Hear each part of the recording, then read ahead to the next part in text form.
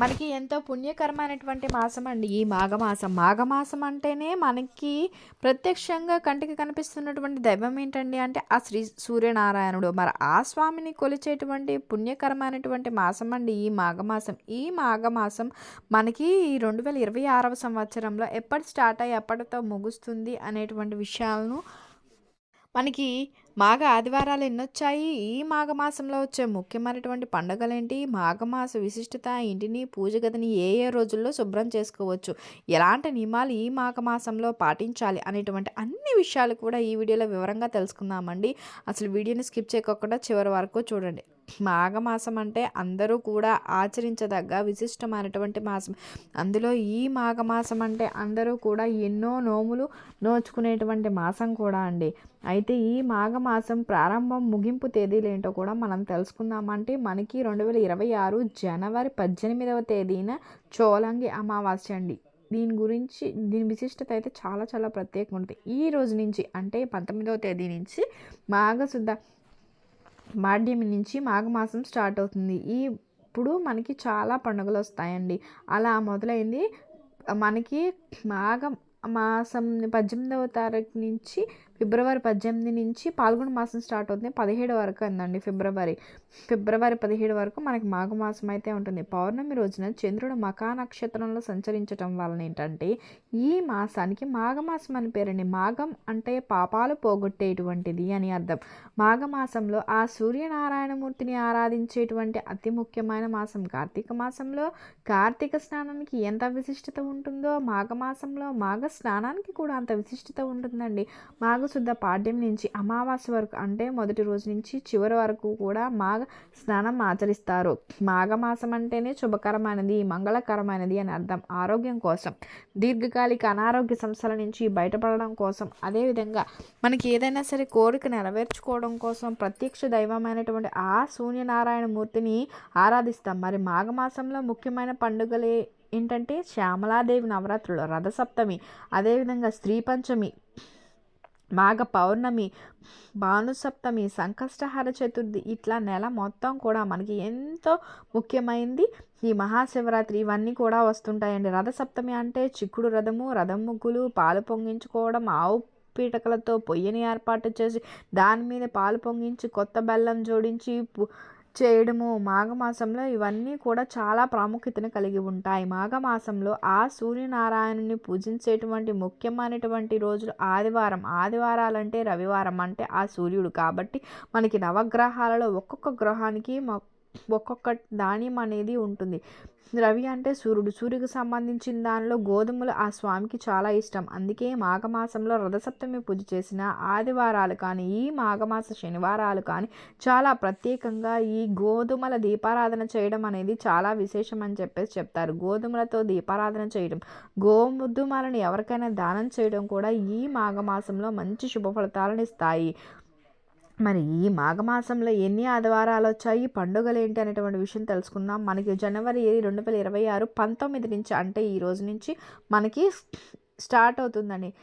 And మా శ్యామల నవరాత్రులు కూడా స్టార్ట్ అవుతాయి. ఈ నవరాత్రులు అనేది 27 వరకు ఉన్నాయి. 28వ రోజున ఉద్వాసనతో నవరాత్రులు ముగిస్తారు. అమ్మవారిని ఏ రోజు ఏ అలంకారం ఏ పేరుతో పూజించాలి, ఏ నైవేద్యం పెట్టాలి అనేటువంటి విషయం కూడా నేను షేర్ చేస్తానండి. అమ్మవారికి నవరాత్రుల్లో ఏం ప్రసాదం పెట్టాలనేటువంటి విషయాలు తెలుసుకుందాం తర్వాత. అండ్ మనకి జనవరి 23వ తేదీ చాలా చాలా విశేషమైనటువంటి శ్రీ పంచం అండి. మనకి దీన్ని వసంత పంచం అంటాం. సరస్వతీదేవికి పిల్లల చేత పూజించే అతి ముఖ్యమైన పండుగ అండి ఈ శ్రీ పంచమి. అక్షరాభ్యాసం పిల్లలకు చేపించాలన్నా కూడా చాలా ముఖ్యమైనటువంటి రోజు. ఎలాంటి ముహూర్తాలతో పని లేకుండా ఈరోజు చేస్తారండి. ఇది చాలా మంచిది. 23 శుక్రవారంతో కూడిన పంచం అండి. ఇది మాఘ పంచమి. ఇది నవరాత్రుల్లో కూడా చాలా మంచిది. ఆదివారం చూసుకుంటే మొత్తం మనకి 4 వచ్చాయి. మొదటి ఆదివారం వచ్చేసి జనవరి 25వ తేదీనండి. ఫిబ్రవరి 1వ తారీఖు 2వ మాఘ ఆదివారము ఫిబ్రవరి 8, 3వ మాఘ ఆదివారం ఫిబ్రవరి 15, 4వ మాఘ ఆదివారం అండి. ఈ మాసంలో ఆదివారాలు కూడా చాలా చాలా విశిష్టతను కలిగి ఉంటాయి నేను చెప్పవచ్చండి ఆ స్వామివారిని పూజించడానికి. ఇలా మాఘమాసం స్టార్ట్ అయిన తర్వాత ఏంటంటే మనకి శ్యామల నవరాత్రులు 23 శ్రీ పంచమి, 24 శ్రవణకర్త ప్రారంభం, 25వ తారీఖు కనుక మనకి మొదటి మాఘ ఆదివారం అండి. అది మనకి రథసప్తమి. మాఘ మాసంలో ఆదివారము రథసప్తమి రావడం అనేది చాలా విశిష్టం అండి. ఈ రథసప్తమికి చాలా విశేషంగా పాలు పొంగించి పూజ చేస్తాము. 26 భీష్మాష్టమి, దీని గురించి కూడా తర్వాత తెలుసుకుందామండి. మనకి 26 భీష్మాష్టమి, 29వ తేదీన మనకి భీష్మ ఏకాదశి. ఇవి 29 భీష్మ ఏకాదశి అండి. మాఘమాసంలో శనివారము ఉదయం అనేది మనకి 7 గంటల 30 నిమిషాల వరకు త్రయోదశి ఉంది. శనివారం త్రయోదశి ఉంటే దీన్ని శని త్రయోదశి చేసుకుంటాం. ఇంకా ఫిబ్రవరి 1, 2000 ఆదివారం వస్తే మనకి మాఘ పౌర్ణమి. దీన్ని మహామాఘి అంటారండి. ఈ మాఘ పౌర్ణమి రోజున చాలా విశేషమైందండి. లలితా పురాణంలో కూడా చెప్తారు. ఈ మాఘ పౌర్ణమి అనేది మనకి 2వ ఆదివారంతో కూడా కలిసి రావడం. ఈసారి రథసప్తమి, మాఘ పౌర్ణమి, భానుసప్తమి, మహాశివరాత్రి ఇవన్నీ కూడా చాలా చాలా ప్రత్యేకంగా ఆదివారాలు వచ్చాయండి. ఈ మాఘ పౌర్ణమి వచ్చి ఫిబ్రవరి 1వ తేదీ చూసుకుంటే ఫిబ్రవరి 5 సంకష్టహర చతుర్థి, మరి ఫిబ్రవరి 8న భానుసప్తమి. భానువారం అని రవివారం అని మనకి చెప్తుంటాం. భానువారం అంటే ఆదివారం సప్తమి ఉంటే దాన్ని భాను సప్తమి అంటారు. ఇది కూడా సూర్యునికి సంబంధించినటువంటి ప్రత్యేకమైనటువంటి రోజు కాబట్టి చెప్పవచ్చు. ఇది ఫిబ్రవరి 8 3వ మాఘపు ఆదివారం అయితే వచ్చిందండి. మళ్ళీ మనకి ఫిబ్రవరి 13వ తారీఖు ఏకాదశి. మనకి ప్రతి నెల కూడా 2 ఏకాదశులు వస్తాయి. ఈ మాఘమాసంలో ఇది రెండవది. ఫిబ్రవరి 15 మళ్ళీ చూసుకుంటే 4వ మాఘ ఆదివారము. ఈ రోజున ఏంటంటే మహాశివరాత్రి. అందరూ కూడా ఆ శివయ్యని ఆరాధించి అతి ముఖ్యమైనటువంటి రోజు. ప్రతిరోజు కూడా మాస శివరాత్రితో చేసుకుంటే సంవత్సరానికి ఒకసారి చేసుకునేది మహాశివరాత్రి. అఖండ దీపం కూడా పెట్టుకుంటారండి కొంతమంది. అఖండ దీపం లేకపోయినా సరే శివరాత్రి పూజ చేసుకుంటారు. అభిషేకంతో ఆ శివయ్యను పూజించే అతి ముఖ్యమైన మహాశివరాత్రి కూడా ఈ మాఘమాసంలో వస్తుంది. అయితే రథసప్తమికి తప్పనిసరిగా ప్రతి ఒక్కరూ కూడా పూజ చేసుకుంటారు.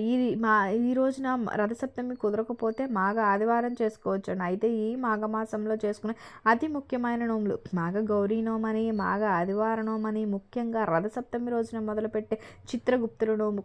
ఎవరైనా సరే ఆడవాళ్ళు మిగిలిన నోములు చేసుకునే నోము ఈ నోము చేసుకొని మిగిలిన నోములు చేసుకుంటారండి. మరి ఈ చిత్రగుప్త నోము రథసప్తమికి చేసుకోలేనటువంటి వాళ్ళు మళ్ళీ శివరాత్రికైనా సరే చేసుకోవచ్చు. శివరాత్రి రోజు అది చేసుకుని ఇక సంవత్సరంలో మిగిలిన ఈరోజు ఎప్పుడైనా చేసుకోవచ్చండి. మాఘమాసంలో కూడా మాఘ స్నానానికి చాలా ప్రాముఖ్యత ఉంది కదా. మరి నదీ స్నానము, బావుల దగ్గర, చెరువుల దగ్గర సముద్ర స్నానం అయితే ఆచరిస్తారు. అలా ఆచరించలేనటువంటి వాళ్ళు, కనీసం రథసప్తమికి చేసుకోలేనటువంటి వాళ్ళు ఇప్పుడు మాఘ ఆదివారం అయినా సరే స్వామికి గోధుమల దీపారాధన చేసి స్వామికి పూజ చేసి పాలు పొంగించి పొంగలు చేసి నైవేద్యం పెడితే నెల మొత్తం చేసిన పూజా ఫలితం పొందవచ్చు. కాబట్టి ఈ మాఘమాసంలో ఆదివారాలకి శనివారాలకి కూడా అందుకే అంతటి ప్రాముఖ్యత. ఎవరైనా సరే సత్యనారాయణ స్వామి వ్రతం ఆచరించాలనుకుంటే ఆ స్వామివారి వ్రతానికి మంచి తిథి నక్షత్రాలేం చూసుకోక్కర్లే, ఎప్పుడైనా చేసుకోవచ్చు. ఇలాంటి ఈ పండుగ రోజుల్లో మంచి ఏకాదశి రోజుల్లో చేసుకోవాలంటే మాఘమాసంలో ఎవరైనా సరే ఆచరించుకోవచ్చు. అది ఇంట్లోనే ఎలా చేసుకోవాలనేటువంటి విషయం కూడా తెలుసుకుందామండి. మీరు మరీ ముఖ్యంగా ఏంటంటే మాఘమాసంలో ఎన్ని విశిష్టతలు కలిగినటువంటి పండుగలు, నోములు, రథసప్తమి, మహాశివరాత్రి, మహామాఘి అంటే మాఘ పౌర్ణమ, నవరాత్రులు, ఇన్ని శుభకరమైనటువంటి పండుగలు ఉన్నటువంటి ఈ మాసంలో మనం ఇంటిని పూజ గదిని ఎప్పుడు శుభ్రం చేయాలండి అంటే మనం మంగళ శుక్రవారాలలో బూజు దులపడం అనేది పూజ గదిని శుభ్రం చేయడం కానీ దేవుని విగ్రహాలు తోమడం కానీ చెయ్యం. అలానే ఈ మాఘ ఆదివారంలో ఆదివారాలు అనేది శుభ్రం చేసుకోకూడదు. ఆదివారం అనేది దైవారాధనకు సంబంధించిందిగా సూర్యనారాయణమూర్తికి ప్రత్యేకంగా పూజ చేసిందిగా భావించి ఆ రోజు శుభ్రం చేయరు. అదేవిధంగా ఇప్పుడు చెప్పినటువంటి రోజుల్లో పండుగ రోజుల్లో కూడా ముందుగానే మనం పండగకు సంబంధించినవి చేసుకుంటాం కాబట్టి ఇంటిని పూజ గదిని శుభ్రం చేసుకోవచ్చు. మాఘమాసం ముందే చేసుకునేటువంటి వాళ్ళు నెలంతా చేసుకోవాల్సిన అవసరం లేదు. పీరియడ్ ప్రాబ్లం ఉంటే కనుక పీరియడ్ అయిపోయిన తర్వాత మీరు క్లీన్ చేసేసుకుని మిగిలిన పూజలు అయితే నార్మల్గా చేసేసుకోవచ్చండి. మంగళ శుక్రవారాలు మనం ఎప్పుడు పూజ గదిని ఇంటిని ముందుగానే చేసుకుంటాం. తిరుమల శనివారాలు చేసినప్పుడు శ్రావణ మాసంలో శ్రావణ శుక్రవారాలు శనివారాలు చెయ్యం. మార్గశిర మాసంలో లక్ష్మీ వారాలు చేయం. అదేవిధంగా ఒక్కొక్క మాసంలో ఏదైనా ప్రత్యేకంగా చేసుకుంటాము, అలాంటి రోజుల్లో చెయ్యం. కాబట్టి క్లీనింగ్ అనేది మనం ముందుగా చేసుకోవాలంటే మాఘ మాసంలో మాఘ ఆదివారాలు మాత్రం శుభ్రం చేయకండి. ఎందుకంటే ఆదివారం కొంచెం ఫ్రీగా ఉంటామని చేసుకుంటారు. బట్ ఏంటంటే ఈసారి మనం ఆదివారం సూర్యనారాయణకి పూజించేటువంటి ఆరాధనగా భావించి ఆ రోజు పూజనైతే ప్రారంభించాలి. అంతేకాని ఈరోజు క్లీనింగ్ చేయకూడదు. ముఖ్యంగా పూజ చేసేటువంటి వాళ్ళు నాన్ వెజ్ అనేది తినకూడదండి. ఆ రోజు పూజ చేసేటప్పుడు మాత్రం అసలు తినకూడదు. అండ్ ఈ నెలలో ఉన్నటువంటి పండుగ ప్రత్యేక దినాలలో కూడా నాన్ వెజ్ అనేది అస్సలు తినుకోకుండా ఉంటే సరిపోతుంది. మనకి ఏంటంటే ఈసారి అన్నీ కూడా మనకి విశేషమైనటువంటివి అన్నీ కూడా ఆదివారాలే వచ్చాయి. మరి ఎంతో ప్రత్యేకం కాబట్టి మనం అందరం కూడా మాఘమాసంలో అతి సులువుగానే చేసుకోవచ్చండి. నోములు పట్టేటువంటి వాళ్ళు చేసుకుంటారు. చిత్రగుప్త నోము చేసుకునేటువంటి వాళ్ళు అది కూడా చేసుకుంటుంటారండి. చిక్కుడు రథం తయారు చేసుకోవడము, చిక్కుడుకాయలతో అదేవిధంగా జిల్లేడు ఆకులు, చిక్కుడు ఆకులు, రేగి పళ్ళు పెట్టుకుని స్నానం ఆచరించడము, ఇట్లా ఎన్నో రకాల మంచి శుభ ఫలితాలను ఇచ్చేటువంటి పుణ్యకరమైనటువంటి మాసం అండి ఈ మాసము. మాఘమాసంలో దానానికి కూడా చాలా విశిష్టత ఉంది. గోధుమల దానం ఇవ్వడం కూడా చాలా చాలా మంచిదండి.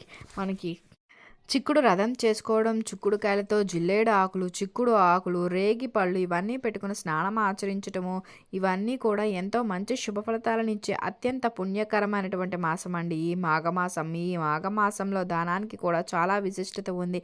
గోధుమల దానం ఇవ్వడం, ఎవరికైనా సరే వస్త్రదానం చేయడం, గొడుగు దానం చేయడం, చెప్పులు దానం చేయడం, ఇలాంటివి కూడా చేస్తే మంచిది. రాబోయేది అంతా వేసవి కాలం కాబట్టి ఎవరికైనా సరే మనం ఇచ్చే దానం అది స్వయంపాక దానం కానీ కూరలు ఏదైనా సరే అండి, ఆవు నెయ్యి, పెరుగు ఇట్లాంటివి ఏవైనా సరే దానం చేయడం వలన ఏంటంటే అవి ఎదుటి వాళ్ళకి యూజ్ అయ్యేలా ఉంటాయి. అన్నదానం ఇట్లా ఏం చేసినా సరే ఈ మాఘమాసంలో శుభకార్యాలు జరిగే మాసం కాబట్టి మంచి శుభ ఫలితాలను ఇస్తాయండి. ఇది మాఘమాసం విశిష్టత. అండ్ మాఘమాసంలో వచ్చే ముఖ్యమైన పండుగలు అండ్ ముఖ్యంగా ఏంటంటే పూజ గదిని క్లీనింగ్ చేసుకోవాలనుకునేటువంటి వాళ్ళు మాత్రం ఖచ్చితంగా ఆదివారాలు మాత్రం అస్సలు చేయకూడదండి ఈ మాఘమాసంలో. మీకు ఖచ్చితంగా వీడియో నచ్చింది అనుకుంటున్నా. మీకు వీడియో కనుక నచ్చినట్లయితే లైక్ చేయండి, షేర్ చేయండి, సబ్స్క్రైబ్ చేయడం మర్చిపోకుండా కొత్తగా వాచ్ చేస్తున్నట్లయితే thank you for watching. Thank you so much అండి.